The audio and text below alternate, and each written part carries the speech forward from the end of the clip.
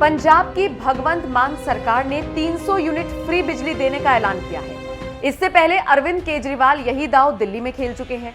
हो सकता है कई और राज्यों में चुनावों के दौरान भी नेता राजनेता मुफ्त बिजली वाली चाल चलकर जनता को बहला ले। लेकिन क्या आपको लगता है कि ये बिजली सच में आपको फ्री मिल रही है? क्या आपको लगता है सरकार सच में आपके हित को सोचकर ये कदम उठाती है? अगर आपको ऐसा लगता है तो आप गलत हैं। एक बात समझ लीजिए कि इस दुनिया में कुछ भी मुफ्त में नहीं मिलता। किसी न किसी तरह से आपको उसका ऋण चुकाना ही पड़ता है। अब जैसे मुफ्त बिजली को ही ले लीजिए। हो सकता है मौजूदा सरकार आपसे इसका पैसा ना ले रही हो, लेकिन ये योजना आपके राज्य को और आपको गर्त में लेकर जा रही है। इसे आप पंजाब के उदाहरण से समझिए। भले ही पंजाब सरकार ने 300 यूनिट तक बिजली मुफ्त कर दी है, लेकिन बिजली बनाने वाली कंपनियों ने तो मुफ्त नहीं की है। वहां तो सरकार को पैसा देना ही होगा। ये पैसा सरकार सरकारी खजाने से देगी, तो फिर सरकार वो पैसा कहां से चुकाएगी जो उसने उधार लिया हुआ है? चलिए उधार चुका भी दे तो फिर विकास के लिए पैसा कहां से लाएगी? हो सकता है अभी आपको मुफ्त बिजली अच्छी लग रही हो, लेकिन यह भी हो सकता है कि आने वाले वक्त में इसकी भारी कीमत चुकानी पड़े। चलिए आपको बताते हैं कैसे फ्री के चक्कर में पंजाब सरकार राज्य के साथ साथ पूरे देश को खतरे में डाल रही है। आपको बता दें, आरबीआई यानी रिजर्व बैंक ऑफ इंडिया ने हाल ही में अपनी एक रिपोर्ट पेश की है। इस रिपोर्ट में कहा गया है कि देश के 10 ऐसे राज्य हैं जो दिन पर दिन कर्ज के तले दबते चले जा रहे हैं। अगर वक्त रहते इन राज्यों ने अपने खर्चे और आमदनी को बैलेंस नहीं किया तो वो दिन दूर नहीं जब पूरा भारत कर्जे में होगा। जाहिर है आरबीआई की रिपोर्ट देश के हर नागरिक के लिए हैरान कर देने वाली भी है और परेशान कर देने वाली भी। खैर, इस लिस्ट में जो राज्य शामिल हैं उनमें सबसे ऊपर पंजाब का नाम है। पंजाब के साथ साथ बिहार, केरल, पश्चिम बंगाल, राजस्थान भी इस लिस्ट में शामिल है।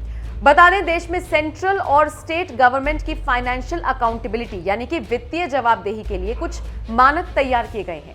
अब जैसे केंद्र सरकार के लिए जीडीपी की 60% की लिमिट तय की गई है। इसका मतलब है कि सरकार का डेब्ट टू जीडीपी रेशियो 40% है, जबकि राज्य सरकारों का ये सिर्फ 20% है, और वो भी सामूहिक तौर पर।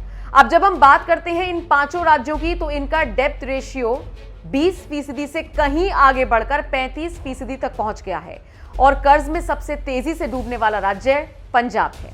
अब आप कहेंगे, अभी तो पंजाब में नई नवेली मान सरकार आई है, अभी से पंजाब कर्ज तले कैसे हो गया? दरअसल ये कर्जा पिछली सरकारों की देन है और इसे आगे भगवंत मान बढ़ा रही है। पंजाब में कर्जे की हालत को लेकर भगवंत मान सरकार ने एक श्वेत पत्र जारी किया। इसमें बताया गया कि राज्य के ऊपर इतना कर्जा है कि उसका ब्याज देने के लिए भी कर्जा लेना पड़ता है। आपको याद होगा, मुख्यमंत्री बनते ही भगवंत मान ने केंद्र सरकार से आर्थिक मदद मांगी थी और कहा था कि वो पंजाब का कर्जा चुकाना चाहते हैं। हालांकि भगवंत मान की सरकार भी मौजूदा वक्त में यही कर रही है।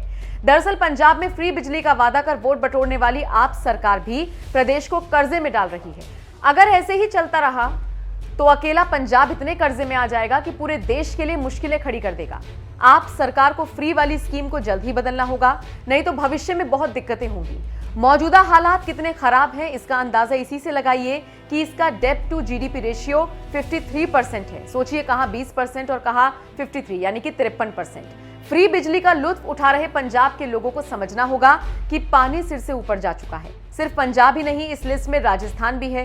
राजस्थान का डेब्ट टू जीडीपी रेशियो 39.8%, पश्चिम बंगाल का 38.8%, केरल का 38.3% है। ये राज्य डेडलाइन से बहुत ऊपर है। वैसे इन 5 राज्यों के अलावा आंध्र प्रदेश, उत्तर प्रदेश, मध्य प्रदेश, झारखंड और हरियाणा जैसे राज्यों की स्थिति भी बहुत अच्छी नहीं है। हरियाणा के लिए मुश्किलें इसलिए भी हैं क्योंकि यहाँ पर भी कर्ज का लेवल बहुत तेजी से बढ़ा है। इसकी रोकथाम के लिए सरकार का उचित कदम उठाना बहुत ज्यादा जरूरी है। ऐसी ही स्थिति कर्नाटक की भी है। हालांकि इन 5 राज्यों को लेकर एक बात कही जा सकती है कि इनके हालात खराब जरूर हैं, लेकिन बिहार, केरल, राजस्थान, पंजाब और पश्चिम बंगाल के मुकाबले फिर भी ठीक है। यहाँ पर सरकार स्थिति को नियंत्रण में कर सकती है। दिलचस्प बात यह है कि पश्चिम बंगाल हो या उत्तर प्रदेश या फिर बिहार, ये जो राज्य हैं, इनकी सरकारें इस कर्जे को कम करने के लिए दिन रात काम कर रही हैं। यही वजह है कि सरकारें कुछ सख्त कदम भी उठा रही हैं। जैसे बात उत्तर प्रदेश की कर लें तो यहाँ पर सरकार बहुत ज्यादा कुछ मुफ्त में आपको नहीं देती, क्योंकि इसका बोझ सरकार पर ही आता है। इसके अलावा पुरानी सरकारों द्वारा चलाई जा रही कुछ योजनाओं को बंद कर दिया गया है, जिसमें आर्थिक तौर पर मदद दी जाती थी। यूपी, मध्य प्रदेश, बिहार, पश्चिम बंगाल सरकार इस बात पर ध्यान दे रही है कि अब और कर्जा ना लिया जाए। अगर लिया जाए तो विकास का काम इतनी तेजी से हो कि उसे वसूला जा सके। इसलिए मुफ्त वाली राजनीति में पड़कर आप अपना नुकसान करने से बचें। हालांकि कुछ सरकारें तो हालातों को लेकर सीरियस हो गई हैं, लेकिन पंजाब को देखकर ऐसा नहीं लग रहा। यहां पर फ्री के चक्कर में पड़कर जनता अपना नुकसान करा रही है, जिसे वक्त रहते थमना होगा। बहरहाल हो सकता है आने वाले वक्त के लिए मान सरकार कोई प्लानिंग कर रही हो, देखना दिलचस्प होगा। फिलहाल आपको ये वीडियो कैसा लगा, कमेंट करके अपनी राय जरूर दें।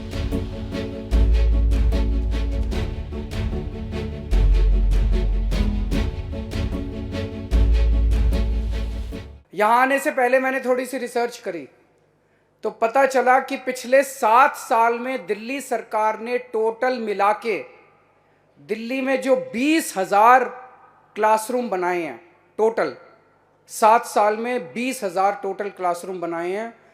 इसके मुकाबले पूरा देश अगर देखें हम, पूरे देश की जितनी दूसरी राज्य सरकारें हैं, केंद्र सरकार है, सारी सरकारों को अगर हम मिला लें तो पूरे देश में भी 7 साल में 20,000 क्लासरूम नहीं बने जितने अकेले दिल्ली में बन गए। ये बड़ी बात है कि पूरे देश में 20,000 क्लासरूम नहीं बने 7 साल में। सारी सरकारें मिला, मध्य प्रदेश, राजस्थान, केरला, ये फलाना ढिमका, जितनी सारी सरकारें मिला लो, केंद्र सरकार मिला लो, सबने मिला के 7 साल में 20,000 क्लासरूम नहीं बनाए जितने दिल्ली सरकार ने अकेले दिल्ली में बनाए।